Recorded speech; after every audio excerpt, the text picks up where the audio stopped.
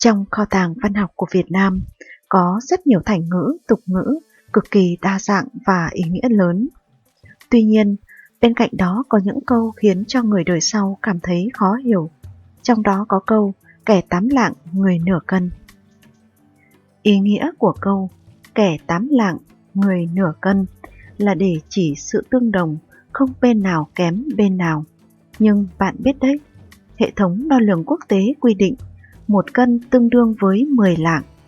Vậy thì làm sao 8 lạng lại bằng 0,5 kg được? 5 lạng mới bằng nửa cân chứ? Chính vì điều này, nhiều người quả quyết rằng câu thành ngữ này đã sai hay các cụ ngày xưa đã nhầm mất rồi. Tuy nhiên, mọi chuyện đều có lý do của nó. Nếu bạn cho rằng 5 lạng mới bằng nửa cân, bạn đúng, nhưng điều đó không có nghĩa người xưa đã nhầm. Vấn đề là câu thành ngữ này không được áp dụng với hệ thống đo lường quốc tế, mà áp dụng với cân tiểu ly hay còn gọi là cân ta.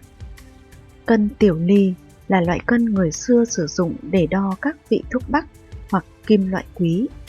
Quy ước của loại cân này thì 16 lạng mới bằng 1 cân, như vậy nửa cân sẽ bằng 8 lạng.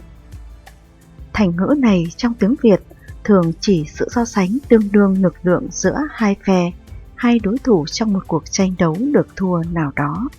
Có khi nó là sự nhận xét về mức độ tương đương của một sự việc, hành động hay tính chất nào đó của hai bên.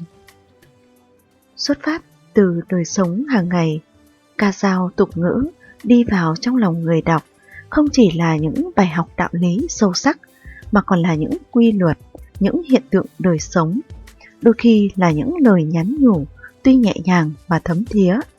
Và câu tục ngữ kẻ tám lạng người nửa cân chính là một trong những số đó.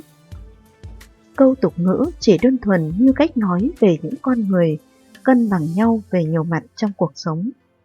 8 lạng và nửa cân là hai đại lượng cân nặng chính xác là ngang bằng nhau, khi cân bằng loại cân ngày xưa với 1 cân được coi là 16 lạng.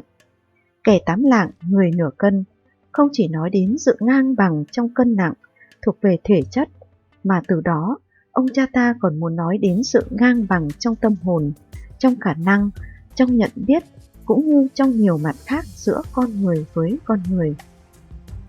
Câu tục ngữ được dùng phổ biến hàng ngày trong cuộc sống hôm nay để chỉ sự tương đương giữa người này và người kia. Chẳng hạn, hai người giàu có như nhau, hai người tài giỏi như nhau, hai người lười biếng như nhau, sẽ được tự chung lại, thể hiện qua câu tục ngữ kẻ 8 lạng người nửa cân. Trong truyền thuyết khi xưa, Sơn Tinh và Thủy Tinh cũng chính là trường hợp của kẻ 8 lạng người nửa cân, ngang tài ngang sức nhau, mỗi người có thế mạnh riêng về một lĩnh vực.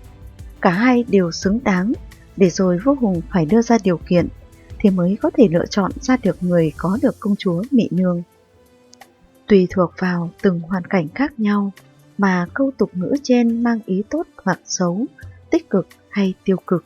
Từ đó, mỗi người cũng cần nhận thức được rõ hơn về vị trí khả năng của mình, không ngừng trau dồi rèn luyện bản thân để vượt qua hay có được điều mà mình mong muốn. Đối với những người có mục tiêu cao đẹp, hãy lấy câu tục ngữ như một động lực đặt bên cạnh hình mẫu lý tưởng mà mình hướng đến, để rồi phấn đấu được như chính ý nghĩa của nó. Nhìn chung, câu tục ngữ kẻ 8 lạng người nửa cân tuy ngắn gọn, nhưng giá trị phổ biến của nó vẫn còn vẹn nguyên đến tận bây giờ, như một lời nói truyền miệng quen thuộc trong cuộc sống hôm nay.